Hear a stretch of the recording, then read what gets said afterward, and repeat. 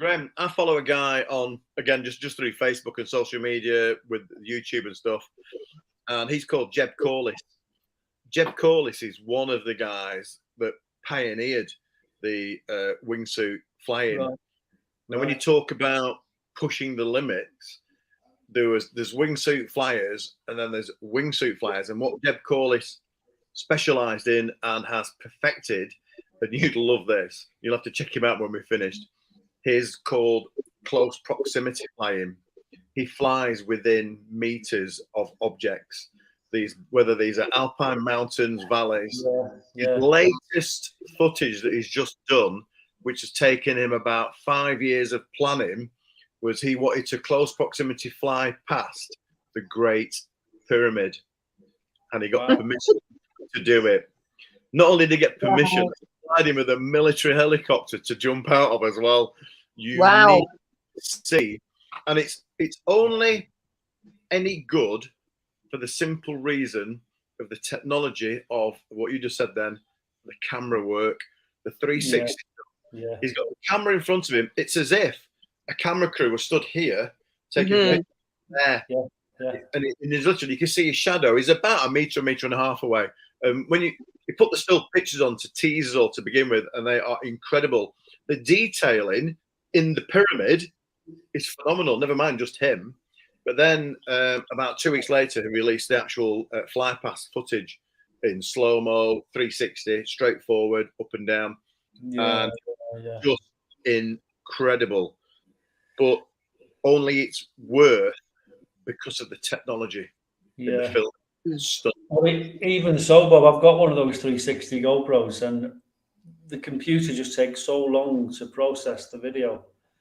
Could take hours and hours just to do 5 minutes of footage. Wow. It must take them ages and have to get really high-spec computers to deal with it, and even then, but I've seen two guys in wingsuits, and they've both got 360s, and they're filming each other, and they're going down the mountains together like this, and it's absolutely incredible, well worth watching.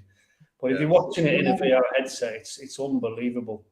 I mean, your heart's going when you go in. I'm still sat on the sofa, I think, whoa, that is impressive. That is impressive. Never done it. Has anyone ever jumped a wingsuit? No. I don't think suit. Well, like Terry mentioned the suits. I was always the big guy. Even as slim as I might have looked, I was probably still 15 stone. Back in the day, like 15 stone with being just a big frame bloke anyway. By the time you got your rig on, I probably had a flying weight of like 18, 19 stone. So it was like, if I just jumped out in a normal tight suit, bosh, I was gone. And I could never slow myself down. So the only way that we had insight into technology, they went, oh, you need a polycotton baggy suit, and that'll help you. We did. Do you remember we all used to get, some people wore weight belts to try and fall a bit faster. I wore a weight belt. People were too heavy. You've got big baggy to slow down, and before you're struggling just to get a 4-way or a 5-way together, most of the time. Yeah. That was a difference when we learned about when we went down to watch the bigger teams, when myself and Helen would go down to Peterborough or Langer to watch some of the big 4-way British national teams. The teams, all the people were the same height, same weight. Same weight, yeah. All the same rig. Everything, And because that's what I like about what we called it back in the day. Then it was, we were told it was called RW. It was relative work. Yeah. And when you're working relative to the person in front of you in free fall, and that whole difference between having your hand flat, cupping it, arching it, and how many of you still do this? Driving down the motorway, put the window down at 70 miles an hour, stick your hand out, and do that, and do this, and watch your hand go up. I still do it. I do it every day. It's brilliant. Every time. Yeah. I'm doing this. So, just winding it back a bit, to like early days. So, how did people like control the nerves and the fear? of early jumping, because you've got to find your way into it, haven't you? And find your footing. To me, it was like early days, like static line. You got comfortable with that. The fear was there at first, but static line, you're comfortable. Then you got into dummy pulls, so there's something else to think about. So you control that. One of the hardest things was climbing out of that aeroplane for my first free fall, knowing I wasn't attached. That was just, oh, you know, I mean, I've got a fear of heights anyway. So to be climbing out on a little step outside the aeroplane at 3,000 feet, 2,800, whatever, and knowing that when I let go of that aeroplane, I'm dropping, I'm going. And then, so early free fall, you get your 3 second out of the way, and then going on to your 5 seconds, they were just a fumble, a frantic fumble, really. You sort of learn to slow it down. The overload, isn't it? Yeah, but it wasn't until you got, because I remember another student in a boiler suit, and he just got onto, I'm not sure if it was his first 10 or his first 15, and he's talking about the build-up of speed, and he could feel his suit flapping in the slipstream as his free fall speed built up. And I'm listening to him and I'm thinking, oh my God, I can't wait. I can't wait to get to that. As frightened as I am, I can't wait to get to it. And you found that, didn't you? As you got onto longer delays, you could relax. You could relax and look around. What an amazing thing that was, to be free falling and relaxing and just being able to look around and control it. It was amazing. Well, them early days.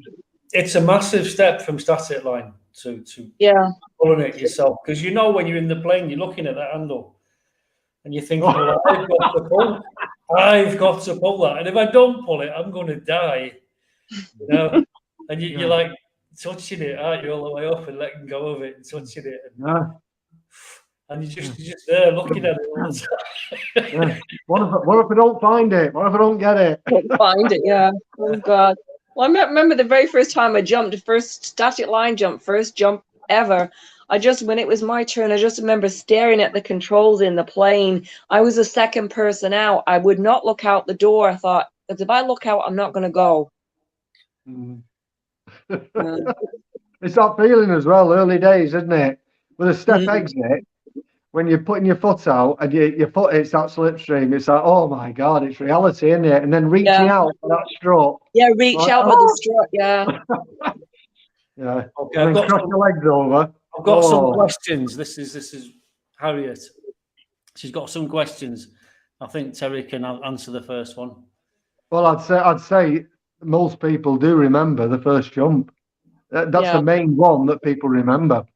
Yeah. I remember my first two. That was out of the 182 at Tilstock. There's only 3 people in that, an instructor and 2 students, and I was the first one out.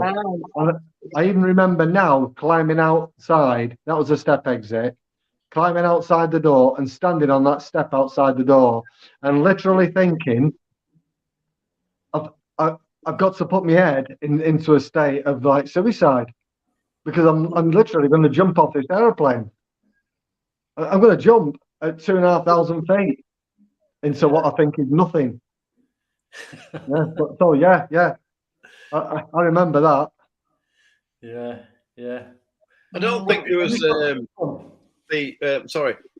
No, carry on. There wasn't the apprehension about anything with that for me. And I think it's because I need all my focus to do something, to listen and learn. Again, going back to like just being perhaps a simple man, with just being a joiner, and that was my one thing. And so I never over worried about anything else. You just listened. You did. If you just, and it's that same old thing even today now. Is it? If you just listen and do exactly what you're told to do, everything's a win-win, and it'll work perfect. So if you just banged the big arch on, head up, counted 3, came in, got your pull, done. You'd have a canopy. That's all you need to know, and that's all I did. And with Harriet's question about the second one, it was just seeing that picture in the canteen. Was that, well, I've done one, let's do another, because the first one was that good. No, Winston. There is more detail to be drawn out of it on the second and third and fourth and fifth jump, because you are getting more aware. But Yeah. definitely remember the first jump. Definitely. Yeah. Mhm. I found you had like sensory overload, and each time you jumped, you saw more and more each time. Mhm. I remember Terry saying to me, "Did you see the plane when you jumped off?" And went, "No." Oh, we were all looking at you. We thought you could. No. And I didn't see the plane for about the first 3 or 4 jumps. And I said, "Oh, Yeah. at that time." You know, as you Yep. go up. Yeah, You just same here. information coming in, and you think, "Wow, Yeah, I know. where's my handle?" Yeah, Sorry, same in my first jump. I don't remember from actually leaving the step to my parachute opening, just sensory overload. I don't know if I blacked out or what, but yeah.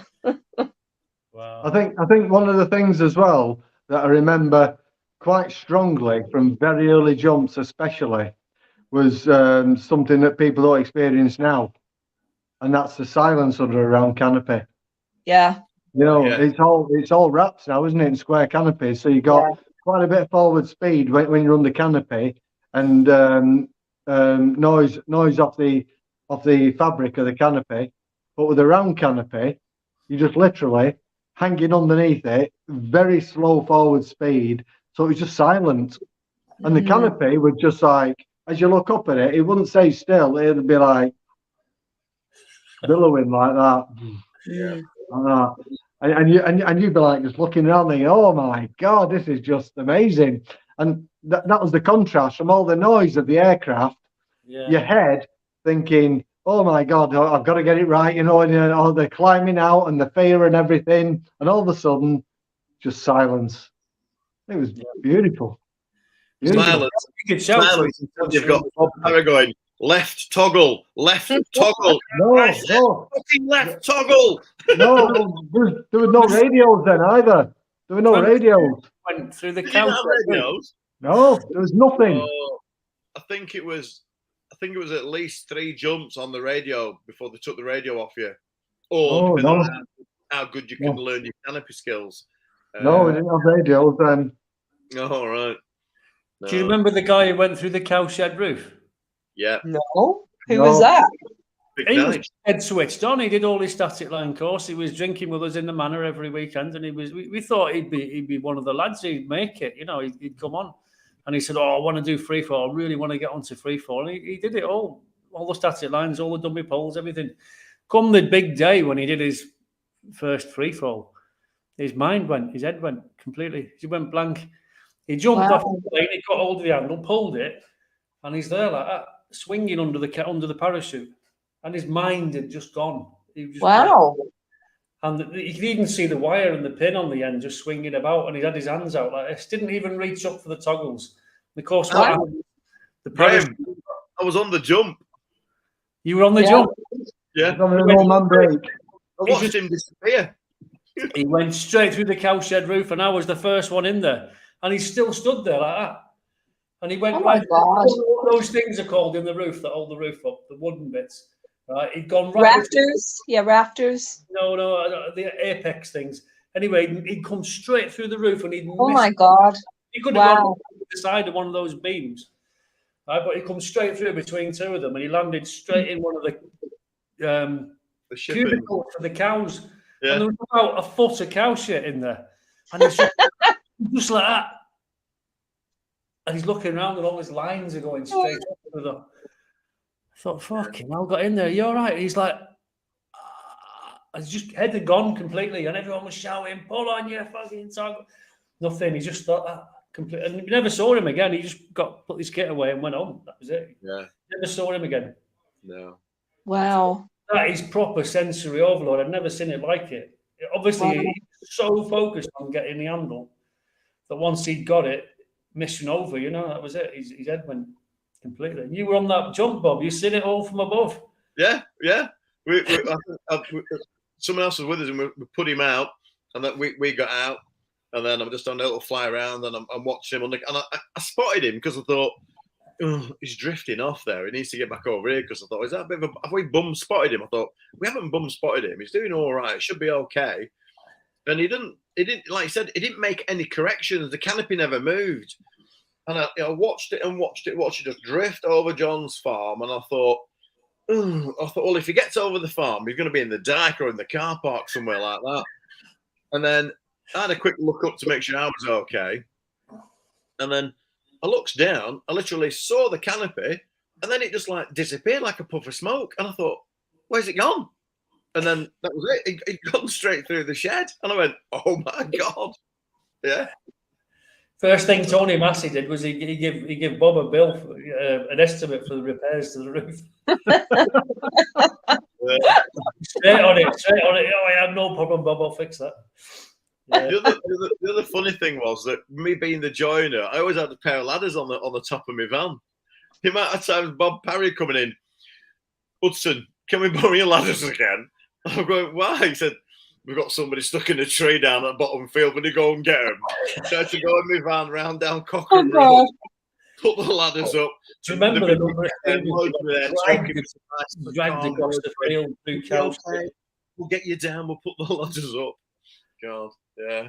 The number of patches there on those parachutes, from rips and tears on barbed wire fences and trees, and getting dragged through cow shit and not being able to collapse it. I mean, I never had a problem collapsing them. I always just pulled it in and down it went. But some people just never grasped that, did they? And they just got dragged all the way across the field. One of the other best stories, which was hilarious, was that Helen, my wife, she was doing one of her first jumps with her friend, and she landed in the dike. So she managed to get herself out.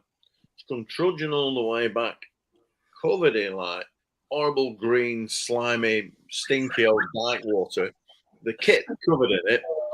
And Harry just said, "Oh, just stand there, my dear." And she was probably thinking like, "Oh, he's going to get like the first aid medical kit and he'll come and make sure I'm okay and everything." So just stand there, just don't move. And he just brought the hose pipe out, absolutely drenched it and hosed her down just to wash the kit off her. And then he went, "Right, thanks for that, off you go." But all he wanted was his kit cleaning without it touching the floor. It was like, oh my God. Yeah. Oh, brutal down there. So many. And then there was the trough. Oh, the trough, yeah. I've got photos of myself going in and being thrown in there. Terry, you can lead on this one, mate. Well, yeah. Well, there's, well, I think you've got pictures, haven't you, Graham, of the trough? Do you want to see it? Yeah. Well, is it the one with me or the one with Bernie Bamber? They're the two most common ones. I've recently found one of you and one of Parker, was he called? What was his first name? Was it Dave Parker, was it? The pink pig. John Parker, was it? Oh, John Parker. Yeah. I've got one of him going in. If I can get it. If I can find it. Well, the thing was, they were nice and civilized with him. They let him take his clothes off and everything. More like escorted him. No, we don't have that. We don't have that. No. No, it was completely different to the one of you. Where they had your headlock and throwing you in, you know. Well, that's the difference to like then and now. That old school and now, you'd never have anything like that, because if you pick somebody up, drag them down the field, and all threw them in, and then like we used to do, anybody who threw people in would get a hand between the legs, and they'd follow them in to trough. So you'd end up with 2 or 3 people in trough. But if you did that now, there'd be a £3,000 bill for 3 phones that got ruined or something. Oh God, yeah. So that would never happen now. No, it's just totally changed. But one thing that we did do as well, I took a course one weekend there, and the room was packed, about 30 people on the course. And I remember Jeff Elledge calling some of the lads. He took one of the lessons, and he was calling one particular lad Man Mountain, and they were like big lads, you know. And anyway, we took this course. I had a right laugh with them. It was like right, real good banter with them. And at the end of the day, we got. I just said to them all. I just said, look, we come to end at course. You know, you've all passed, and if you do one jump, right, and that's all you do, you can never change that. It will change your life just doing the one jump. And if that's all you want to do, that's fair enough. If you want to come back and do more jumps, you can do a few more jumps. You can start on the category system. You can work on free fall. You can do whatever you want. But you're here. You've done the course. If all you do is one jump, great. Just enjoy it. Just do everything you've been told and enjoy it. Well, they started clapping and it turned into a cheer and they're stamping their feet and it just went down really well. The following day, when they came back, was a hot Sunday. It was blistering. Well, with Tony Massey and a few of us, we got together and we concocted this story that there was a world record attempt for getting a certain, like when you used to crush people into a telephone box, where you could crush people into the fuselage of a plane. So the mock-up that we used to practice on the drop zone outside the office, we said, that's a mock-up of, I'm not sure if it was a 185 or whatever, but for the Guinness Book of Records, we're going to make an attempt at how many people can get in it. So, we got everybody round off the course. So everybody who wants to be involved, just step forward. All these big lads are there, aren't they? Yeah, I'm up for it. So we got them over to mock-up, right? They're literally pushing them in like a Japanese tube train. And they're squeezing them in. They were literally like sardines in this mock-up, right? And as soon as we got as many in as we could, we'd all be hiding around the corner with buckets of water, running around the corner, loads of us, all at once. Whoosh, just drenched a lot. They could see us coming. They couldn't do anything. I've got it. Drenched a lot of them. And they picked us off one by one, all through the day. And trusted every one of us. Out in time, they couldn't get out fast enough. Yeah. I remember that. Remember we got Mark Blanchard with a fire bucket full of water. He came across the packing shed roof and he's there chatting some girl. And he just seen us at the last minute and he went to jump to run and we got him right in the back and he finished up. It knocked him on the floor and he's laid on the floor like that. And as he got up, you could see the outline of him like cartoon. Like a cartoon. Yeah, you can see the dry patch where he was like that. I'm going to the loo again, mate. Sorry. I'm like Godfrey. I want to be excused. Yeah, I have to be excused as well. Be back. Oh, hell. This is old school, isn't it? Yeah, old school, new school, all this technology. Yeah. I'll never forget me and you, Bob, at Belgium, doing holding on to the ankles and doing that cartwheel thing, just rolling on the concrete floor. I was going to say, not even on the grass, on the concrete floor. On the flags, yeah. Oh, yeah. And then do you remember when we made that chair pyramid, didn't we? Massive chair pyramid. And Quasi clapped to the top like some kind of folklore person to be burned at the stake. And it was massive, 10 meters up in the air. Then the lot just collapsed. And I thought, how he never got stabbed to death with all them chairs landing on him? I never know. I remember Phil. Phil wasn't faint-hearted, but he saw Quasi climbing up there and he was concerned. He was concerned and he was saying, Quasi, come down, Quasi. And he got to the top, he sat on that top chair and he put his arms and legs out like. Yeah. So, Morsell, what was it, 90? Yeah. We did 88, 89 and 90. 90 was the last time we all went, I think. Yeah, 1990. So 91 I went, I'm sure. I think I did 4 trips. I did 87, 88. I missed 89 because in Australia. So it must have been 90 and 91. Yeah. I went in 91 as well. Yeah. Did they have a Herc there in 91 as well? Yeah. There's a Herc there every year I went. Wow. The big kudos for those that don't know, we talk about large aircraft boogies. So the whole point of going to a large aircraft, an aircraft boogie, a jumping boogie, was to jump something bigger than your 4 or 5 seats Cessna on your local DZ. Yeah. And then Morsell had this thing where he had access to the local airport, so they could even get in a Hercules. These are normally military supplied from the years previous. And then the year I went, they said, "Oh, well, sorry about that. We can't get the military here." And we all went, "You are kidding me. We only come for that." And they went, "We've got this little one from America." And it was a commercialized, stretched Kirk for a civilian company called Southern Air Transport.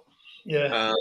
It had about another 3-meter section between the props and the nose was pushing out. It was massive. Yeah. So they were loading up 140 skydivers in the back of that. 180. Was it 140? I didn't realize it was so many. Yeah. Wow. It was huge, was that one, Am? But I remember I was there. Yeah. Wow. The big story, the jump you had to be on was the naked skydive. So there were some gentlemen within the group that had a few snorts or something in the afternoon and said, "Bob, we're going to do a naked skydive." And I kind of went, "No, we're not." I said, "You might do." I said, "I'm not getting naked. I've got nothing to show." As my mother said, "Robert, you're a grower, not a shower, young man." So it was the Skyvan. And the Skyvan would seat 20 skydivers with the Loadmaster. You have 2 rows of 5 on the floor, 2 rows of 5 sat on the little pull-down seats on the side. So Mike and Jeff decided they were going to go and do this naked skydive. We'd organised a little 8-way for them to just dock on at the end. And the way you set it up was you put your rig on first, you put some shorts on over your leg straps, and so at least you're half covered. And you got in the plane, and the routine was that on exit, you drop your shorts, and you get out and do your jump naked. So we thought we'd all be cool in the gang because we'd sussed this out. We'd really worked it out. That it was all safe. Rig on, shorts on, laugh. Job's a good one. We gets in the Skyvan, 2 rows of 4. I'm on the floor. Mike and Jeff, they're on the seats on the side. The European Loadmaster was amazing.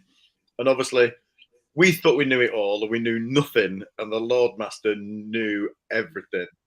He leans over to me and goes, Yeah, if you want to go ahead. Yeah. Your friends are going to do the naked nude jump. And I said, yeah. He said, He said, when I open the door altitude, they got a little tiny willy because it's really cold. I said, no. I said, if anybody knew Mike like I knew Mike, I said, no. I said, he's got a big knee slapper. And he's going, no. It's teeny tiny willy. It's really cold altitude. -5. Teeny tiny willy. We'll be laughing. I'm like, no, tell you, it's a fucking big knee slapper the guy's got. He's going, no. So we're running in. So we get the green light. Mike just stands up. I whips his trolleys off. He whips himself around. He nearly takes a lady's eye out, sat on the floor next to me. The Loadmaster just turns around and goes, "Oh, bigger than Willie." I said, "I told you." Well, we all just left. We exited the plane in hysterics.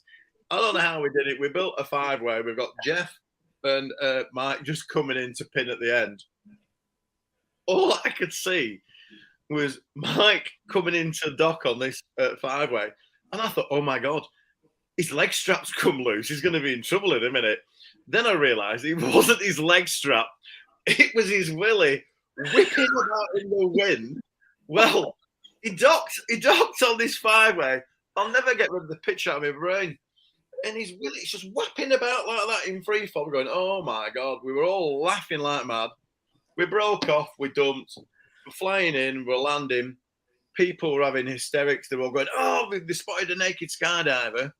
He landed literally next to his tent. Absolutely racked him pain. We're going, what's up? He said, what's up? He said, look at me cock. It literally battered it was, black and blue, just be whapping about like that. Oh, so funny. Just didn't think it through. But, I remember on that trip as well. I think it was Jeff and Mike. They bribed the pilot in the bar one night, bribed him with loads of beer, and said, first lift tomorrow, you give us 17 grand. I heard all these rumors that we're going to get 17,000 feet. Yeah, and we did. Was anyone else on that load? Yeah, because do you remember the details of that? How that happened? So tell me, I might not know everything. Right, the pilot, because it was American civil aircraft. But the pilots were brilliant. They all turned, typical Americans, they were showing off. They were in the bar with all the kit on, and they were all immaculate. So they said to us, in the morning, you make sure you're on the first lift, and all your mates will take you up. They said, how far do you want to go? They said, 20 grand. Because they didn't understand that higher altitude was more fun for us. They didn't get it. Commercial pilots just, lugging cargo. And went, oh, no. Yeah, the higher the better. But you want 20 grand? I went, oh, don't take us too high. We might all be collapsing, I said, no, don't worry about that. So you make sure you're on the first load in the morning. We got to the airport and they were all stood at the tailgate and they all shook our hands on the way in and gave us a nod and a wink. So I kind of told a few people this story that we'd all been buying the pilot's beer and we were going to get this VAT, this extra altitude thrown on top. And they were going, yeah, whatever. So the rule was at Morcel that you paid your €15 for your jump ticket, and we were getting 15 euros, 15 whatever it was, for 15,000 feet. If for whatever reason air traffic control had a plane coming in, commercial, and that had priority on airspace, if you only got 8 grand, 10 grand, that's all you were getting. Tough luck. So I went, oh, okay, that's the rules. So we're in this hyperlift, we're flying around, all of a sudden everyone's going, boo, boo. And we're going, what are they all booing for? Then we all looked, and your altimeter was stuck dead at 8,000 feet. And then, remember. Oh, pissing hell. Then the next thing you know, the green light's coming on for the running. We're going, oh, God, we're going to be going now. So we're really only going to get 8 grand. I knew what was happening. The door, the tailgate just dropped down. A cloud of air rolled in, all through the fuselage, went straight over our heads, and we all went, what the fuck was that? What we didn't know was that it was a commercial plane. The pilot knew we'd all be oxygen deficit, so he pressurized the plane, which held our altimeter at 8 grand, took us up to 20, stuck it on its nose, and we all put claims in at about 17, 18,000 feet. The funniest thing about that was we were so young and naive in our ability that we could probably have enough information to do a formation skydive that would last about 30 seconds. We're over Morcel, over France somewhere going, I've still got 12 grand to go and I've run out of ideas. Anybody got anything else to do? Going, anybody got anything? We did our little forward, little thing of like, none of us had anything. We kind of like wasted all the altitude. Of course. Yeah, it was 90 seconds in free fall, minute and a half. And I was thinking, oh my God, I kept looking at my altimeter. We're still up here. My God. Wow. You think it's time, and you look at your altimeter, 9,000 feet. You think, wow. Yeah.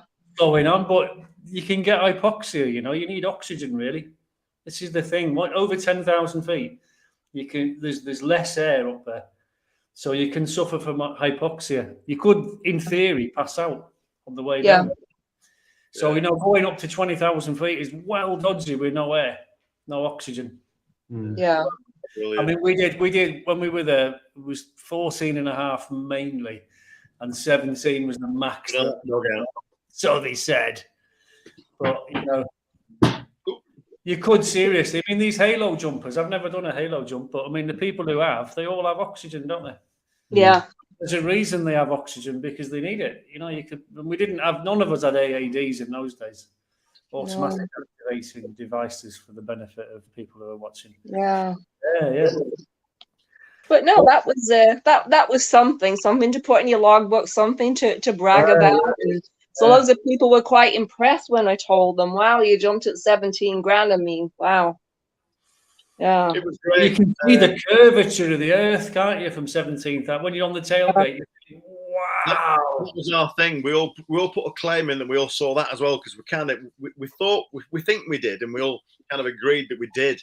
It was just but it was one of them where, because everyone then was going, oh, we'll get it next, and we're going, no, you won't. He only said it with the first jump. You have to be on it, or be there or be square as such. And we were on it and we got it. Yeah. Well, I heard the pilot got in trouble for doing that. Well, yeah, I don't know. Yeah. They were really cool. Well, They that's gave us true. a little badge. So did you not get your badge, Anne? No, what's the badge? What badge?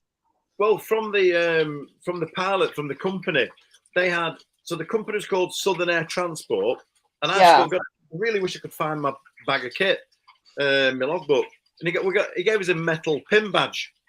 Oh. Yeah, they didn't have lots, and we all got one. A few of us got them. Yeah, really cool.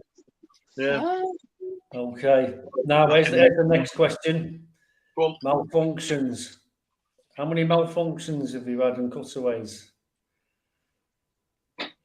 I had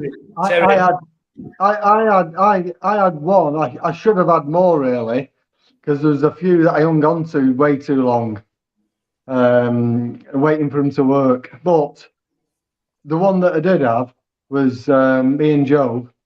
We both left the aircraft at, I think, just over 2,000 feet, and we were getting together under canopy. So we opened the canopy straight away. We're linked up together. So Joe's canopy docked on my back. So I put my feet into the lines, and she then pull her toggles to give her canopy some lift, and that'd rise up behind me then. So I'm pulling myself down the lines in front of her, and the canopy just felt weird. And I looked round, it was just a bag of washing. It was just all collapsed. Oh. So what I did, I took my feet out of the lines, and I got hold of everything that I had hold of and pushed it away from me, thinking, well, a canopy will just drop down now and just naturally just reopen. And what had happened was, on top of her canopy, the bridle line that her pilot chute is attached to, which drags the canopy out of the container, instead of hanging over the back, it must have been hanging over the front of her canopy. And it wrapped around one of my lines. Yeah. Right? So as it wrapped around one of my lines, I'd pushed her away. Her bag of washing had dropped away behind me, and it had pulled me. I felt like I was doing a back somersault right over the top of my canopy. That's how it felt. And I thought, oh, it just centrifugal force just threw me right over the top. And I ended up flying around the outside like that. I've got half a canopy. I'm looking down at her. She's got a bag of washing above her head, and she's shouting, "Cut away!" And I'm shouting to her, "You cut away!" I mean, I should have gone really first, but she ended up cutting away, and then everything went above me. Two bags of washing above me. But I remember when I was flying around the top, I had my hand on my cutaway pad and my hand on my reserve handle. And I remember, I can still remember the sound of the Velcro now as I lifted the pad off. So like that, I'm shouting, "Cut away, cut away." And so she cut away, and then I pulled the cutaway pad, right? And so to release me from the two canopies. And on the ripcord for my reserve, which goes over my shoulder through a metal tube, like a housing, over the reserve canopy, there was something else. It'd be too complicated to explain. There was something else attached to my ripcord. So that as I pulled my ripcord from the reserve canopy, it had only pulled so far and would jam in the housing, right? So as I pulled it, I got rid of my canopies. I go back into free fall, and because I've got my hands on my chest, I'm like a dart, and I just went head down, back into free fall. I could hear the wind speed picking up. I'm right over an old stone church and a graveyard, right? And I'm hurtling down towards this graveyard, and I pulled my reserve handle, and it just went dink and stopped. And I went fucking dink and it stopped again. And I got two hands on it. I thought it was going in. I got two hands on it and pulling it like that, and my reserve opened above my head. So the pin had already cleared the container, and my canopy was on its way out, but I didn't know. I'm just picking up speed towards this graveyard. So I looked down. Joe's canopy's beneath me. I'm under my canopy. So we both landed in this field. Danny Smith come running over. He'd been driving up to the centre, come over all flustered. and saying, "Fucking hell, I'm driving my car. I could see you wrapped together." He said, "You cut away under reserves," and I said, "Oh yeah, you're all right, Dan." Honestly, I put my arm around him. I'm comforting him. And then he gets back to centre then. So it was Graham Kirkman saying, get these two a hot drink and put plenty of sugar in it. that was on a Good Friday, that. So it was the first day of a 4-day weekend. And on Yeah, that I remember weekend, that. on that Yeah. same weekend, we were then going to go up and build a 4-stack and try and do a pendulum with the bottom canopy going upside down. Wow. Finish up going into it. That was a hell of a weekend, Mark. Yeah, sounds it. Yeah. So What about you? One cut away. No malfunctions for me, which was a bit weird, but Terry could confirm this one. I did have a lot of really rubbish openings. And what was that red rig that we had? That was the Wizard. What was it? The Wizard. The Wizard. So I don't know why. yeah. My rig must have been at the Menders, I don't know, having the reserve repacked or something. So I had to jump the Wizard. And I'm kind of like a bit blasé about checking shit. So I just took it out the out the kit store, and it was all packed. I thought that's good to go for me. And off I go. I said, Bob, I'm jumping. He said, yeah, take it. You're all right. I jumped. I dumped this Wizard. Holy shit. Big monster 9-cell thing. Deployed, fairly steady away. And then all of a sudden, when it fully inflated, it just went fuck off over my head. Pulled me right up behind it. I thought, where are we going? And it was like being on an instant roller coaster. And I thought, fucking hell. And then I grabbed all the brakes, calmed it down. I'm like that. Wow, I thought this was supposed to be like big old docile student. Yeah. So I comes tootling in. I must have been all ashen and white. Terry's on the deck. He goes, what do you think to that opening? I said, fucking hell. I said, I don't know what's going on. He said, come here. I said, let's have a look at it. So when we laid it on the floor, he said, these brake toggles, yeah? He said, well, perhaps pull them down and fucking store them before you jump at your deck. Oh wow! So you didn't store the toggles. Wow. The brakes hadn't been set, so it was just set on. Wow. Oh my god! It didn't half give me a fright. So I kind of all of the weird openings, that you could think of, and technology-wise, we had with the Blue Track, we started experimenting with the collapsible drones. And that was just another load of malfunctions waiting to happen because you'd pack it in a rush and you'd forget to reset it. So you'd you'd deploy an already collapsed drone, and you're like that. Oh no, this drone's not going to open my canopy. And you're looking, you're going, and it'd be looking at me like it'll pull the bag out, but then it would never get the lines to pay. And you're going, oh, here we go. And then eventually you get a really, really slow opening canopy. But yeah, no malfunctions. Who was the world record holder though for malfunctions? Do you remember? No. Tony. Who? Tony Massey. Tony Massey. No, wasn't it? The gentle giant, the tall guy that was really nicely spoken.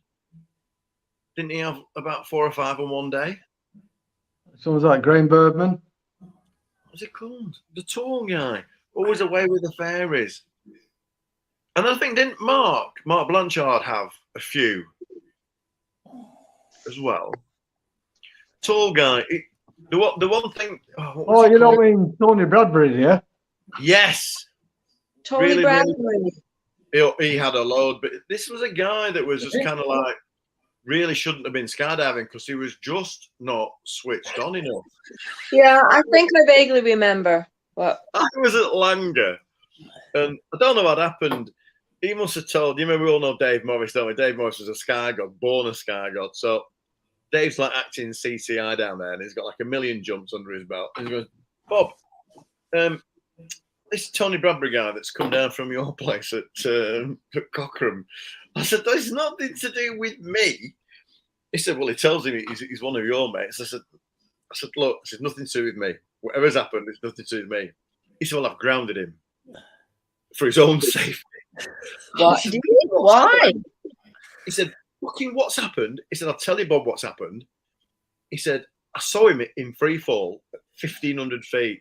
Now, this is a guy, Dave Morris was a skydiver who had an eye, an ability, and a skill level that was way above and beyond what any of us were doing. The guy had 10,000 jumps and we had about 300 or 400 back in the day. So he really did know anything and everything. Now, if he says you were under canopy at 1,500 feet, you were getting grounded because it was genuine and that was it. And wow. He had me on it a couple of times on some aircraft boogies. We were doing it on purpose. So let's smoke it into 1,500. You go, yeah, all right. And he'd call you bluff on it, going, well, that looked like 1,500 to me, Bob. You're in the bin for half a day, you know. And he goes, oh, bollocks. And he knew you'd called it right. So he goes, Tony Bradbury, I binned him off. He's grounded. I went, what for? He said, 1,100 feet, still in free fall. Fucking hell. So when he spoke to him, this is Tony's reply. He said, well, I tell you what happened, David. He said, I was in free fall over the backfield, and he said, I saw these bunny rabbits running across the field, and he said, do you know what? He said, I was just watching these bunny rabbits just running through the field thinking, oh, look at them there. And he said, I just lost time. He said, I didn't know where I was. I fucking knew where you were. About 3 seconds, I'm going in, you bastard. Yeah, nearly gave him a heart attack. He said, Bob, he said, he's just not with it, is he? I said, well, yeah, sometimes he can be a bit away with the fairies a bit. But yeah, I was like, bless him. He's really nice, Tony Bradbury. Yeah, but he's a beautiful man. But yeah. At Cochrane, one day there was cloud cover, and the aircraft was up dispatching students, right? And they were putting them out over cloud. And I heard this opening, right? You get to know what the openings sound like. And I heard this opening and I thought, oh, that didn't sound good. And I couldn't see the canopy. I started running across the field. And I ran down towards the runway and over to the right from there. And I kept running. And I saw this canopy coming through the cloud. And as it come through, you could see it had ripped, right? And this rip went from the peripheral hem, which is the hem around the bottom of the canopy. Yeah. The rip went all the way up to the hem at the apex of the canopy, right at the top. It was one complete rip, and he rolled that canopy all the way to the floor. He did. wow. He didn't get his reserve out. If one of them hems had gone, Are you ready for dinner yet? It had just gone back into free fall. Yeah. I remember getting to him, right, and just to see if he was aware. And when I got to him, and I said, "You all right, Tony?" And he went, "Oh, hi, Terry. Hi, Terry. You all right? You all right? Hi, mate. Hi, you all right?" You know what he's like? And I said, "How was your jump?" And he said, Yeah. It went all right. Yeah. I said, "So how was your canopy ride?" And he says, "Oh, yeah, it was all right. I might have had a bit of a problem." I said, "A bit? You know, Tony, you're lucky you're still alive, mate." Wow. Anyway, I walked back with him. As I'm walking back, Cliff come out. First thing Cliff, you know what Cliff was like? He was quite mildly spoken, money and all that. First thing he said to me, he went, "Why the fucking hell didn't you get your reserve out?" Wow. Do not tell me you didn't see that rip. Honestly, how he survived that. Yeah. That was incredible. No. Anyway, Weird. So yeah. I've got a story of a near miss if you want that one. Go on. Yeah. Anyway, so We've all had a few, haven't we? Yeah, I can't see who's listening in on this, but if I know Paul got noticed that we were doing this, Paul Lim. So if he's listening in, so what we did, we went over to Blackpool to pick the aircraft up. It had been in for a service. So it was me, Paul, and Tony Massey. So Tony was using Mark's kit, right? Now Tony jumps a pull-out, which was a little pad on the bottom of your container that you just reach around and pull the pad. Mark's kit was a throwaway, which meant on the leg strap, there's a little toggle that you pull. So it's literally about 6 inches away. But he's really concerned about this throwaway, right? So all the way over, he's thinking, oh, I'm not so sure about this. You'll be all right, Tony. Tony, if you don't know where it is, just touch your leg and feel along your leg to your leg strap. You'll find the toggle. You'll be all right. So we gets over to Blackpool, we gets in the aircraft and we takes off. So Tony, he puts his frap hat on, he puts it on, pulls it down, he goes, but his strap come off on his frap hat, right? Oh my God. Wow. Honestly, he reaches into back at pilot's seat, gets a bit of pull-up cord. So he ties that to the side of the frap. Honestly, it was a disaster from the start. He ties his pull-up cords and ties it to the other end of the strap. And then what he done, the strap was too short. So he's got his glasses on, right? And he puts the frap hat on. And as he's trying to fasten this bloody strap, he's pulling it down like that. As he's pulling his goggles down over his eyes like that. And he can't see. And he's pulling it down and Tony, what are you doing? Anyway, we get over Cochrane, we get $7,000, right? So the plan was Tony's going to go out base, so he's going to lie there in free fall. Me and Paul are going to chase him and build a three-way. So he's still concerned about this throwaway. So we all gets out on the step, boom, ready, set, go, we're off. So Tony's there, lying there in free fall. So we chase after him. I gets to him. So he gets a grip on Tony. So I'm hanging on. I'm looking around for Paul. And we were sliding a bit and moving about. Anyway, I looks to my right. I sees Paul over to my right. And I looks at my ulti. We're just hitting $2,000, right? So I mean, oh, Paul, hurry up. So I can see Paul. I can see his face now. He flies across. He gets a grip. He just gives a quick shake like that, and he's gone. Right. So we've already gone through $2,000. So I get Tony. So I pulls him across the eye, goes like that, gives him a kiss, and I turns round and pushes him off, and I dump out. And as I dump out, I've got my back to him, and I'm looking through my legs. I'm not checking my canopy. I can see him through my legs, and he just went. He's gone, right? And I can see him going for his main, and he can't find it.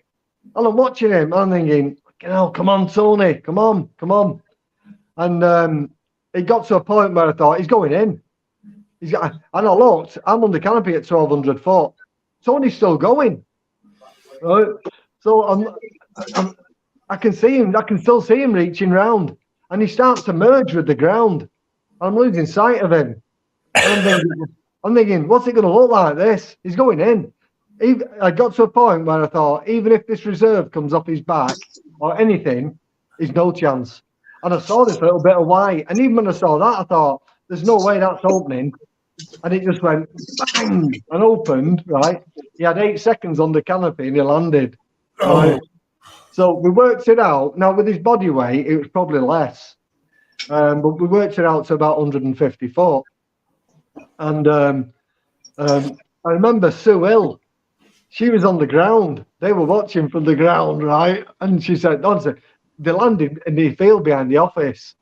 And she said, we could see him coming down because see spaces between his fingers and everything. Right? And so he's going at terminal. Now, terminal, right, at 120 miles an hour, you fall in 175 foot a second, right? We worked it out. He's on the canopy at 150 foot. Wow. Honestly, I've never seen anything like it. And we got down. We all got grounded for weekend. For the weekend, the weekend. We were back jumping week after. Tony Bradbury's in the back of the plane in this video. All right. I'm sure he is, if I remember. Yes, I remember that. I do. He's right at the very back, and he's trying to take a photo of you on the step. That's right. Oh, yeah. I've still got Yeah, I that. remember it. Yeah. There he is, just looking over your shoulder there, Terry. Now. Terry kept getting in the way every time we went to take the picture. Terry's head was in the way. Brilliant clip. Brilliant clip. I cried when I saw that video. It brought back so many memories. You can smell it and everything, can't you? Yeah. I've got the sound turned down on it anyway. There you go. Look, there's the camera. Look. What's he doing with the camera in the plane? I mean, that, you'd have been grounded for that, wouldn't you know? Yeah, it was a belting picture he got of me, though, I must admit. Was it? Oh, bless him, there's Gordon flying. Yeah.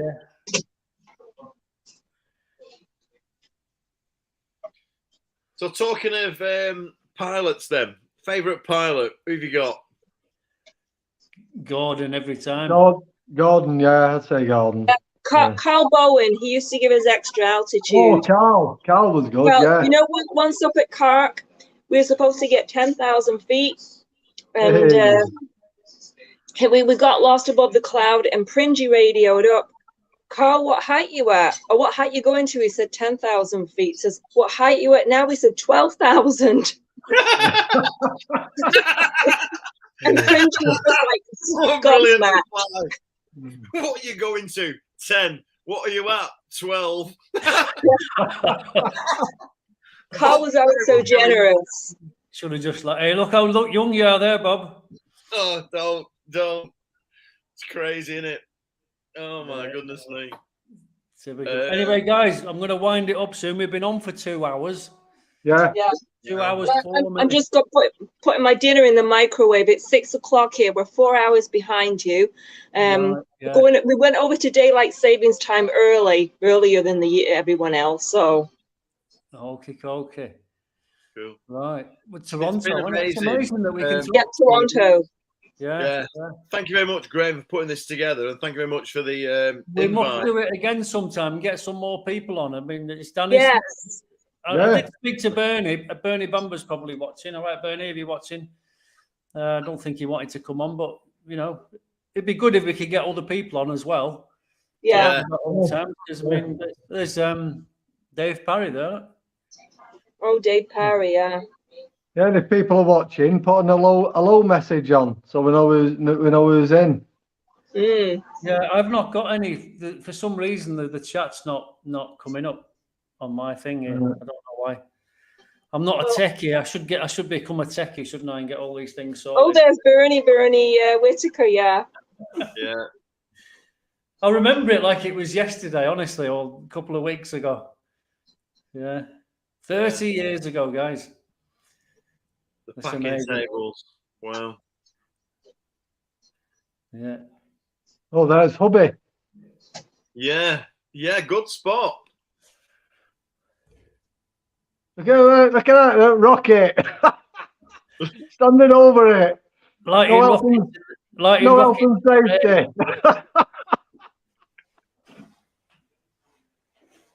Eddie Davis. Yeah. Eddie Davis? Yeah. That wasn't the guy who died, was it? Yeah.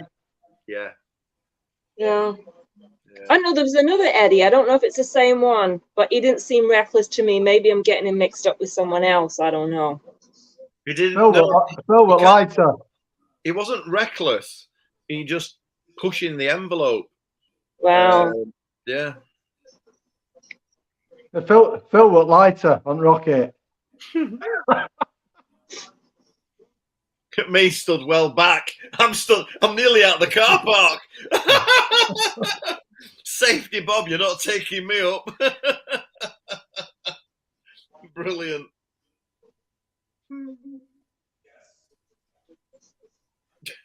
Does it? I think something should have happened by now. We're gonna have to wait till it launches before we go. Guys, I'm going to ring off now. My dinner's almost ready. It's in the microwave. So thank you so much. Have a good evening, It's been everyone. brilliant to talk to you again. Okay. First time in See 30 ya. years. I'm Bob. Much love, Brilliant. yeah. I have spoke to Terry once in 30 years on Facebook or something. But Okay. See you later. Bye. see you, Anne. See ya. Thank you. Thanks for coming. Yeah. All right, Thank you. guys. Bye. I'm going to wind it up, and thank you Yeah. very much for coming on. Yeah, We'll have to cheers, do it Graham. again one day. Thank you very much. Love to Brilliant. all. Yeah, we'll do another. Thanks very See you much later. for coming.